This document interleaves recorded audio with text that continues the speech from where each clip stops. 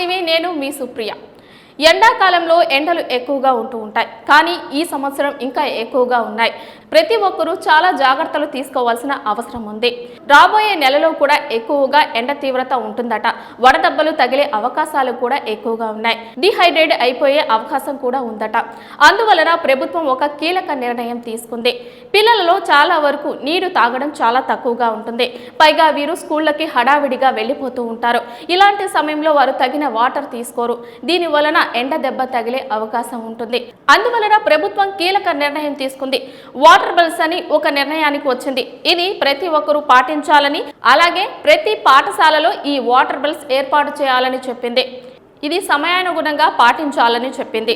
8 గంటల 45 నిమిషాలకు ఒకసారి, 10 గంటల 50 నిమిషాలకు ఒకసారి, 11 గంటల 50 నిమిషాలకు ఒకసారి బెల్ కొట్టమని, ఇలా కొట్టినప్పుడు పిల్లలు వాటర్ తీసుకునేలాగా తగిన జాగ్రత్తలు తీసుకోవాలని చెప్పింది. ఈసారి కోస్తాంధ్ర, రాయలసీమలలో ఎండ తీవ్రత మరింత పెరిగే అవకాశాలు ఉన్నాయి. 2 నుంచి 3 డిగ్రీల శాతం పెరిగే అవకాశం ఉందట. అందువలన ప్రతి ఒక్కరూ జాగ్రత్తలు తీసుకోవాలని, ఎండ దెబ్బ తగలకుండా తగిన జాగ్రత్తలతో బయటకు వెళ్లాలని, పిల్లలను జాగ్రత్తగా చూసుకోవాలని, ఇలా వాటర్ బిల్స్ ద్వారా వారికి నీటిని అందజేయాలని ప్రభుత్వం సూచనలు చేస్తోంది. సో ప్రతి ఒక్కరూ ఈ ఎండాకాలంలో జాగ్రత్తలు తీసుకోండి. వడదెబ్బ తగలకుండా తగిన నీటిని తీసుకోండి.